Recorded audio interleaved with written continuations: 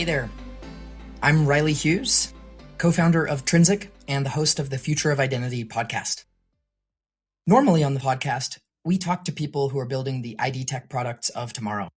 But today I'm here with a solo episode to introduce the purpose of the podcast, what you can expect, and why I'm spending so much time digging in with these guests. We named this the Future of Identity podcast because the future of identity will be so much better than it is today. Today, it's pretty remarkable that we're sending people to outer space and beaming Wi-Fi down from satellites.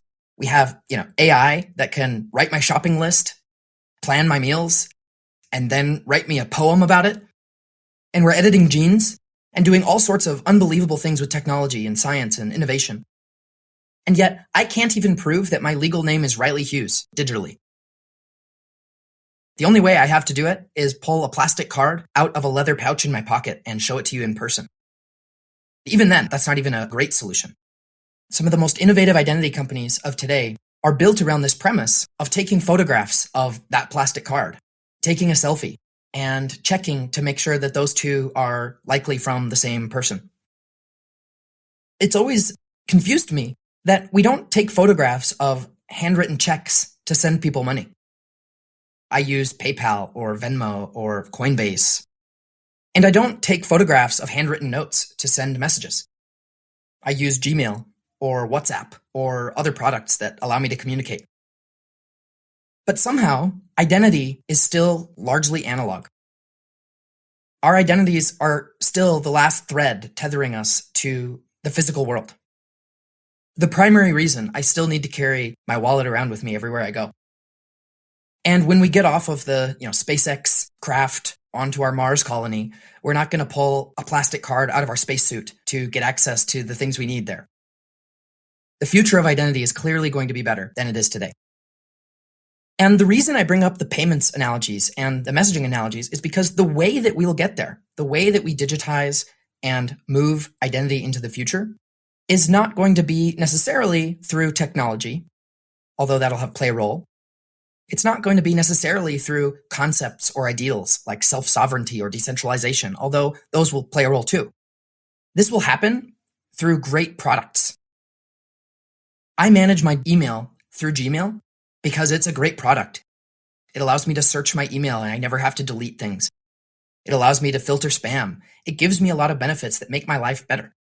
And frankly, it means that I don't need to manage, administer, and worry about running my own email server. It's awesome.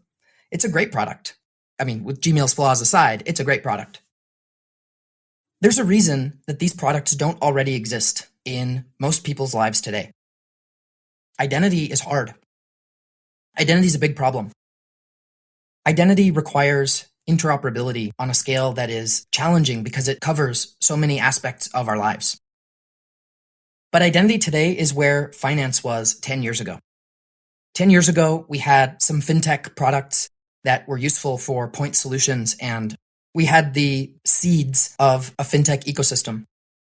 But with the emergence of open banking and Fintech infrastructure platforms that enabled the proliferation and explosion of Fintech innovation, where today any company can be a Fintech company, and many companies that seem to solve a completely unrelated problem are primarily monetized and growing via their Fintech offerings.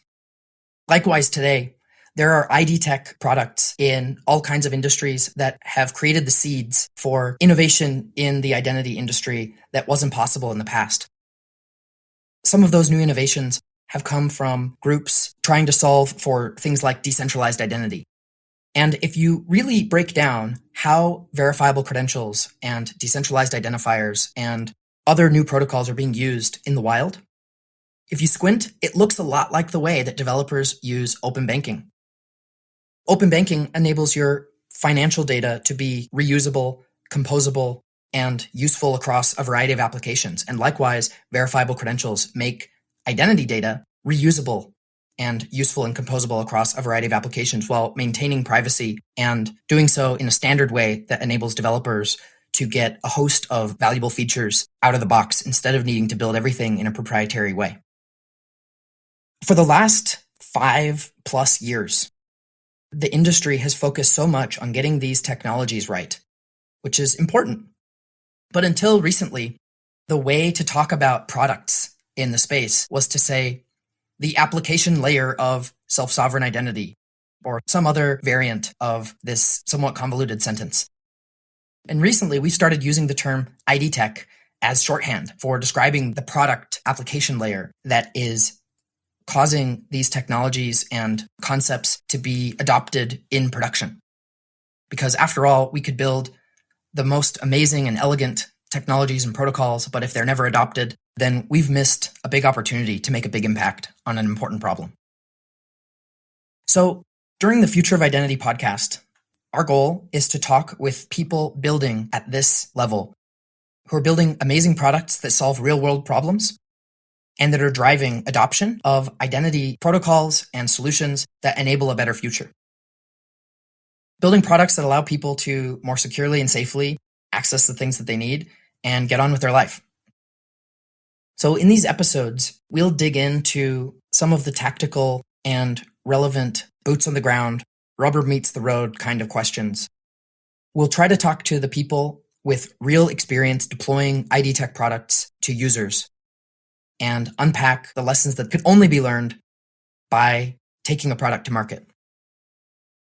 We'll aim to keep these episodes less than an hour so they're digestible and try to summarize the takeaways in a way that's useful as you seek to build these products in your industries.